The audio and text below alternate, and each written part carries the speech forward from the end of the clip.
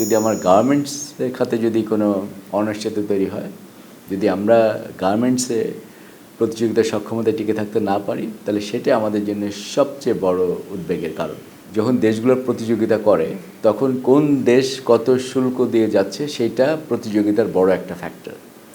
সেখানে ভিয়েতনাম উপরে যদি 20% থাকে, বাংলাদেশের উপরে যদি 35% শুল্ক হয়, তাহলে অবশ্যই ভিয়েতনামের একটা শুল্ক ভিত্তিক একটা অ্যাডভান্টেজ কিন্তু থাকলো। এখন আমাদেরকে দেখতে হবে যে আমাদের অন্য প্রতিযোগী দেশ যারা প্রধানদের মধ্যে, এখন আমরা জানি না যে ইন্ডিয়ার সঙ্গে কী হবে, পাকিস্তানের সঙ্গে কী হবে।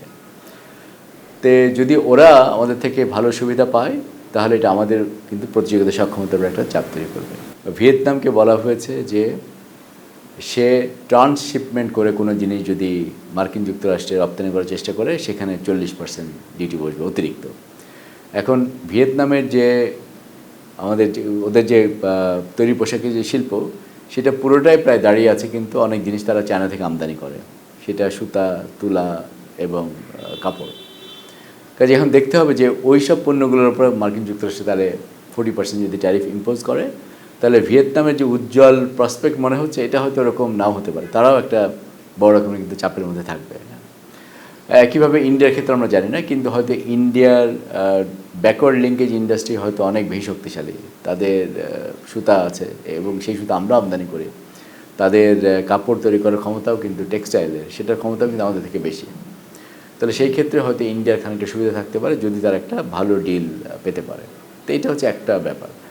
উল্টা দিকে হচ্ছে যে ভিয়েতনামকে তো একরকম তারা এগ্রি করেছে যে মার্কিন যুক্তরাষ্ট্র যত পণ্য নিয়ে আসবে সেই সব পণ্যগুলোকে তারা শুল্কমুক্ত সুবিধা দেবে। সুতরাং সেটাও তো একটা বড় একটা চাপ ওই সরকারের উপর। প্লাস আরেকটা জিনিস হয় কি, যে অন্য অনেক দেশের সঙ্গে তো তার বায়োলেটারাল চুক্তি আছে, তখন তারাও তো বলবে যে আমাদেরকে ওই সুবিধাগুলো দিতে হবে। হ্যাঁ, তো এগুলো একটা দেশ, ভিয়েতনামের মতো একটা দেশ, বাংলাদেশের একটা দেশ, আমরা কীভাবে হ্যান্ডেল করতে পারবো সেই চিন্তা থাকছে। এখন অন্য সব দেশের উপরে যদি এইভাবে শুল্ক বসে, তাহলে ওভারঅল মার্কিন যুক্তরাষ্ট্রে আমদানি শুল্ক বাড়বে। মার্কিন যুক্তরাষ্ট্রে আমদানি শুল্ক বাড়া মানে হচ্ছে যেসব বস্তু মার্কিন যুক্তরাষ্ট্র আমদানি করে সেগুলোর দাম বাড়বে। ওইসব পণ্য সামগ্রীর দাম বাড়া অর্থই হচ্ছে মার্কিন যুক্তরাষ্ট্রে ওইসব পণ্য সামগ্রীর আমদানি ছোট হয়ে যাবে, কমে যাবে, সংকুচিত হবে। কাজে আমাদের তখন অসুবিধা হচ্ছে এই যে একটা ছোট মার্কেট, যে মার্কেটটা সংকুচিত হচ্ছে মার্কিন যুক্তরাষ্ট্রের বাজারে, সেই মার্কেটে অধিকতর প্রতিযোগিতার সম্মুখীন হওয়া। গত বছর মার্কিন যুক্তরাষ্ট্র হয়তো $90 বিলিয়ন তৈরি পোশাক সারা পৃথিবী থেকে আমদানি করেছে। যদি এরকম 20-30 ভাগ রেটে যদি শুল্ক আরোপ করা হয়, ধারণা করা যেতে পারে যে তাদের টোটাল আমদানিটা কমে হয়তো $65-70 বিলিয়ন ঘরে নেমে যাবে।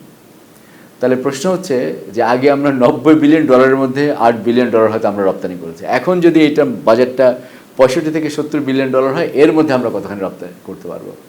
তারপরে তো প্রশ্ন আছে যে অন্য দেশের সঙ্গে আমাদের ট্যারিফের ফারাকটা কতখানি হবে। তো সব কিছু মিলে একটা এই মুহূর্তে বড় মাত্রার অনিশ্চয়তা আছে। ইউরোপিয়ান ইউনিয়ন এবং মার্কিন যুক্তরাষ্ট্রের সমমানের বাজার পৃথিবীতে নাই।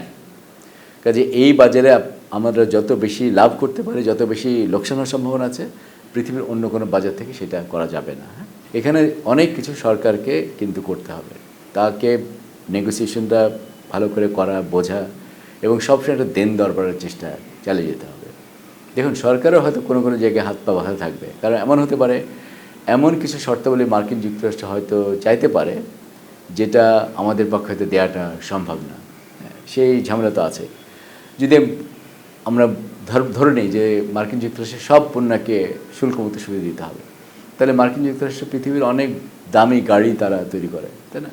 আর ওগুলো যদি আমি শুল্কমুক্ত করে দিই, তাহলে এইটার যে পরিমাণ আমাদের ডিমান্ড বাড়তে পারে, এটা আমি ধরুন কীভাবে বন্ধ করব? তারপরে আমার রিজার্ভ ক্রাইসিস আছে।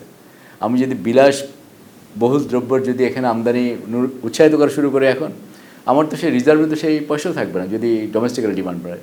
তখন কী হতে পারে? যদি তর্কের ক্ষেত্রে ধরে নেই, আপনারা বলতে পারেন যে না, এখন যেহেতু আমাদের টাকার মূল্যমানকে বলা হচ্ছে যে বাজারের সঙ্গে সামঞ্জস্যপূর্ণ করা হচ্ছে, বাজার ব্যবস্থার মাধ্যমে নির্ধারিত হবে, তর্কের ক্ষেত্রে ধরে নিলাম রিজার্ভের প্রেশার পড়লে আমাদের টাকার দাম ফল করলো আরও, তো সেটাও কি আমাদের জন্য ভালো হবে? তাহলে তো আমাদের ইনফ্লেশনের প্রেশার আসবে, আমাদের ম্যাক্রো ইকোনমিক স্ট্যাবিলাইজেশনের জায়গাটাকে আবার সেই চ্যালেঞ্জের মধ্যে ফেলে দিবে। সুতরাং আমি এটাও মনে করি না যে সরকারের জন্যেও যে খুব সহজে যে উত্তরানোর জায়গাটা আছে, সেটা হয়তো আমরা ভালো মতো জানি না। ট্রেড নেগোসিয়েশনে সব জিনিসগুলোকে বুঝতে হয় যে ওভারঅল আমরা বেনিফিট হতে পারবো কিনা। তে সরকারের সেখানে দেন দরবার করা ছাড়া আসলে তেমন বোধহয় কিছু করা নাই, কিন্তু এই দেন দরবারটাকে খুব ভালো করে করতে হবে। এর সঙ্গে আরও মনে রাখতে হবে যে পর্দার আড়ালেও কিন্তু অনেক শর্তাবলী থাকে। যে শর্তাবলী দেওয়া হয়েছিল সেখানে একটা নন ডিসক্লোজার একটা প্রভিশন যোগ করা আছে যে এইটা কারোর সঙ্গে শেয়ার করা যাবে না। মেবি এই জন্য হয়তো ওনারা সবার সঙ্গে নিয়ে আলোচনা করতে পারেন নাই, কাজে সেই চাপ কিন্তু আছে।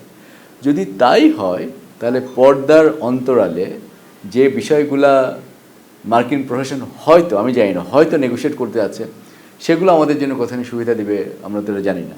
মার্কিন যুক্তরাষ্ট্রের পলিসির একটা অন্যতম প্রধান উদ্দেশ্য হচ্ছে যে চায়নার যে গ্লোবাল এখন যে আমরা দেখতে পাচ্ছি উত্থান, সেটাকে কিন্তু কন্টেইন করা।